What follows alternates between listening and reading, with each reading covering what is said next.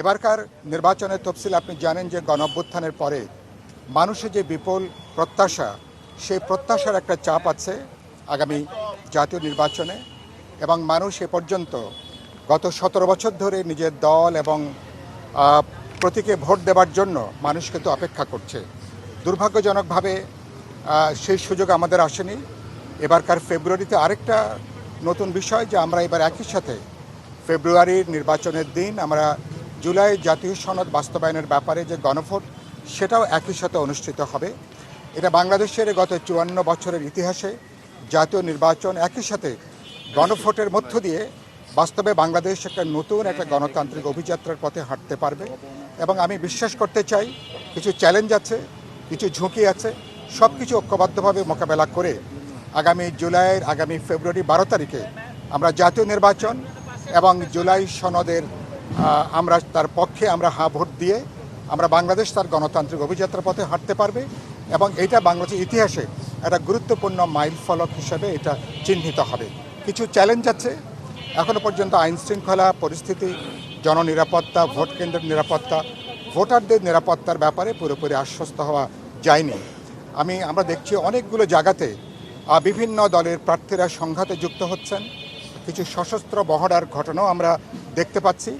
আমি আশা করব সরকার এবং নির্বাচন কমিশন তারা এ ব্যাপারে কঠোর পদক্ষেপ তারা গ্রহণ করবেন, কারণ ভোটারদের নিরাপত্তা, ভোট কেন্দ্রের নিরাপত্তা, জননিরাপত্তা যদি নিশ্চিত করা না যায় তাহলে আমরা ফেব্রুয়ারিতে আমরা যে উৎসবমুখর নির্বাচন করতে চাই বাস্তবে সেটা সম্ভব হবে না। আমি মনে করি সরকারের পলিটিক্যাল উইলটা, তার রাজনৈতিক সদিচ্ছাটা সবচেয়ে গুরুত্বপূর্ণ। সরকার, নির্বাচন কমিশন, রাজনৈতিক দল এবং জনগণকে অংশীজন সবাইকে আস্থার মধ্যে নিয়ে একটা উৎসবমুখর পরিবেশে নিরাপদে একটা অবাধ নিরপেক্ষ বিশ্বাসযোগ্য নির্বাচনের মধ্য দিয়ে আমরা ফেব্রুয়ারি নির্বাচন করতে পারবো। নতুন পার্লামেন্ট হবে, যে পার্লামেন্ট একটা কনস্টিটিউয়েন্ট পাওয়ার নিয়ে পার্লামেন্ট গঠিত হবে। বাংলাদেশ বলতে পারেন একটা নতুন একটা গণতান্ত্রিক পথে বাংলাদেশ হাঁটতে পারবে। ভোটাররা যদি, আমি মনে করি তারা যদি তাদের অংশগ্রহণ যদি নিশ্চিত করা যায়, অভ্যুত্থানের অংশীজন যারা আছেন বিভিন্ন রাজনৈতিক দল, সমাজের বিভিন্ন অংশ, তারা যদি নিরাপদে তারা যদি ভোটাধিকার প্রয়োগ করতে পারেন, আমি মনে করি এই নির্বাচন বিশ্বাসযোগ্যতা পাবে। কিন্তু নির্বাচনে যদি জবরদখল চলে, যদি সহিংসতা চলে এবং নির্বাচন যদি কোনো কারণে যদি প্রশ্নবিদ্ধ হয় সরকার বা নির্বাচন কমিশনের কারণে অথবা কোনো দলের জবরদস্তি বা বাড়াবাড়ি কারণের জন্য, তাহলে কিন্তু আগামী ভোট প্রশ্নবিদ্ধ হবে। আর নির্বাচন প্রশ্নবিদ্ধ হলে নির্বাচনের মধ্য দিয়ে গঠিত যে পার্লামেন্ট এটাও কিন্তু প্রশ্নবিদ্ধ হওয়ার ঝুঁকি থাকবে। সেদিক থেকে পরবর্তী যে সরকার হবে সেই সরকারের গ্রহণযোগ্যতাও কিন্তু নানা দিক থেকে প্রশ্ন উঠতে পারে।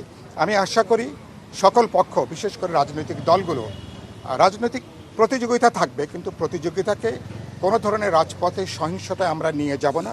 আমি বিশ্বাস করি জনগণ, এমনকি আপনি যে প্রশ্ন করলেন আওয়ামী লীগের সাধারণ যে ভোটাররা, আমি মনে করি আওয়ামী লীগ হয়তো নির্বাচনে নাই, তার মার্কা হয়তো নির্বাচনে নাই, কিন্তু আমি মনে করি যারা নির্বাচনে মাঠে থাকবেন আমি মনে করি তারাও নিশ্চয়ই সেখান থেকে তারা তাদের পছন্দের দল বা মার্কাকে তারা বেছে নেবেন এবং পরবর্তী মানুষ তার প্রতিনিধি নির্বাচন করবেন এবং বাংলাদেশ নানা চ্যালেঞ্জ মোকাবেলা করে বাংলাদেশ একটা নিয়মতান্ত্রিক পথে সরকার পরিবর্তনের যে সুযোগটা এবার আমাদের জনগণ সেই সুযোগটা গ্রহণ করবেন।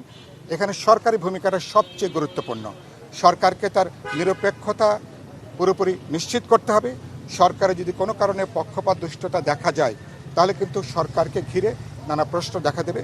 আমি আশা করতে চাই সরকারের সদিচ্ছা আছে, সরকার সবাইকে আস্থার মধ্যে নিয়ে সে অবাধ নিরপেক্ষ প্রতিদ্বন্দ্বিতাপূর্ণ এবং বিশ্বাসযোগ্য নির্বাচনের পথে আমরা হাঁটতে পারব। আমাদের দলের প্রতিক্রিয়া ছিল, আমরা মনে করি নিবন্ধিত দলগুলো নিজস্ব প্রতীকেই নির্বাচন করা উচিত, কিন্তু যেহেতু সময়টা খুব কম ছিল আমরা একই সাথে মনে করি যে কোনো দল যদি জোটভুক্ত হয় তাহলে অন্য কোনো পরিচিত মার্কা নেবারও সুযোগটা থাকা উচিত ছিল।